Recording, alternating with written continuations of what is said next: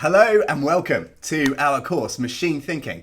It's part of our series, AI in the Wild, and in this course we're going to be looking at machine learning models for professionals. So, welcome to the course, of course, brilliant to have you here. Let's just talk about some skills you're going to acquire when you take this course. First of all, we're going to develop a professional toolkit of machine learning models which you can use in your own projects. We're going to give you a rooted functional understanding, and I mean both theoretical, so we get the understanding behind what makes these professional machine learning models, as well as how to use them. Two important things, because when you know how to use them, you can explain them and interpret your results. But of course, we're going to be doing this in a totally practical way, because we're going to have hands-on experience in the wild. Blah. That's a big wild. And of course, by the end of it, you'll be ready to deploy these algorithms in your own MLOps situation, on your own projects, in your own work. So that's the point of this course. We're going to start from developing a toolkit, understanding it, using it, and then deployment ready. And it's going to be the state of the art as well. Excellent. But we've already had an introduction to machine learning. Fine. And that was a great course. But what's going on in this course is we're moving from parametric models, which you've seen a lot of examples of, to something called non-parametric models. This is kind of why we're calling this course machine thinking, because we're lifting the lid. We're not injecting too much of our own opinion, too many parameters that we choose ourselves, and we're letting the machine choose its own parameters. This is when we start talking about algorithms. So here we go, non-parametric models. Let me try and just motivate you to use them in 3 words. They are flexible. This means that they can fit data where parameterized models can't. They're robust, which means we can tune them so they can far prevent themselves from overfitting. And they are state-of-the-art. They're what companies, industries, academia all need applied to their data set. So this is why we're going to learn about them in this course. Fine. So there's some words.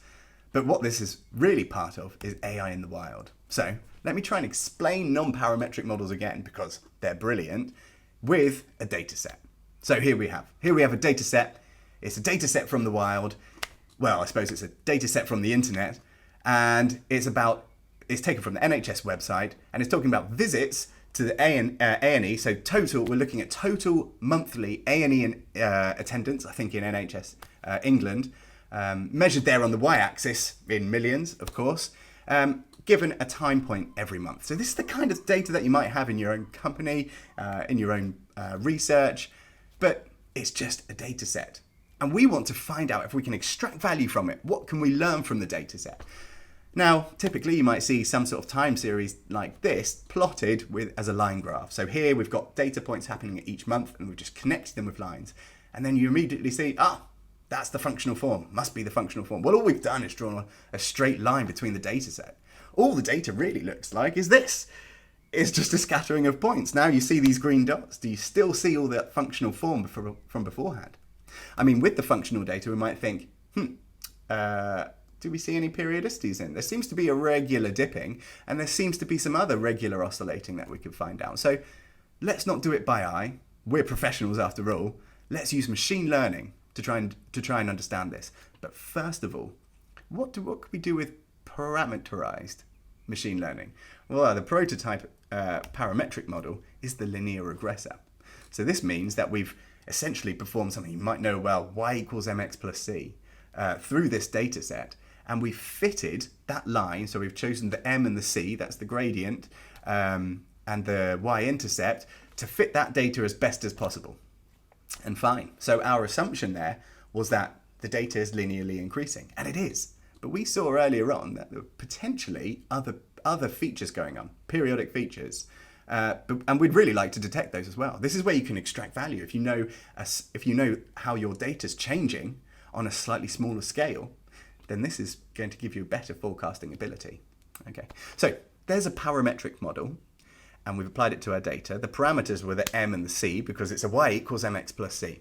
Now I'm going to lift the lid and show you a non-parametric model and how that fits. It's a sort of the most basic non-parametric model. It's a decision tree. This is something we'll cover in the course.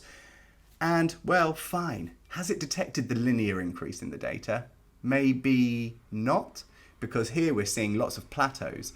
The decision tree is just fitting to that data set, but perhaps not finding the features. It's not expressive enough. If anything, a decision tree is a sort of fundamental component. What could we do? Well, there's hyperparameters involved. We could allow the tree to keep on training and generate lots of leaves. Don't worry, in the course we're going to go through all of this terminology, how you can tune a tree. If we did that sort of thing and we lift our foot off the gas, then you might get something like this. This is an example of now overfitting. The decision tree, it's a non-parametric model, so we've baked no assumptions in. It's just stuck itself to every data point. And well, what can we do? We really want something in between.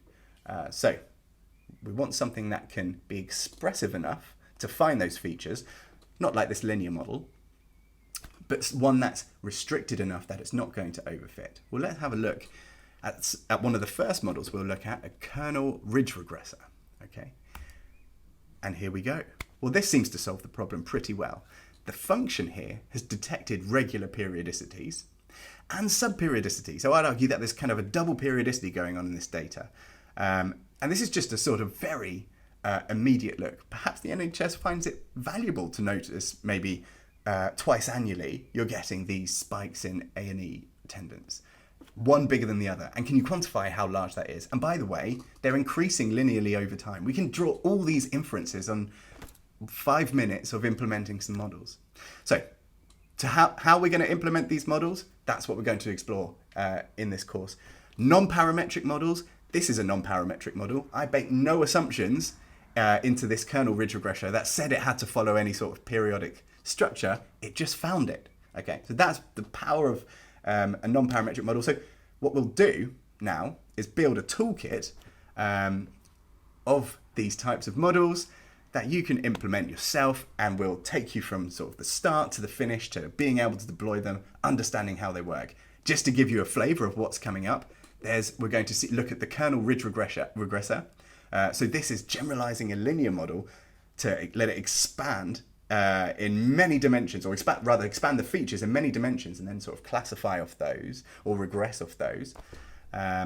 Support vector machines, another very powerful tool with explainability properties, which essentially say, oh, well, these are the particular data points which lie close to the decision surface. They affect the decision the most. Very interesting. Decision trees, as you saw, these are a fundamental building block which lets us move on to other algorithms such as random forest, robust and powerful predictive algorithms, and gradient boosted trees, potentially the most used algorithm in professional deployment. So you really need to understand this and know how to use it. And that's what we'll be doing at the very back end of the course. So, well, I mean, I'll tell you now, might feel like the first video, but for me, it's the last. We've recorded this entire course. It's been a lot of fun. I hope you'll find it interesting too. I mean, this is just the sort of thing that I enjoy, and I will hope to push that over to you. I look forward to it. See you in the course.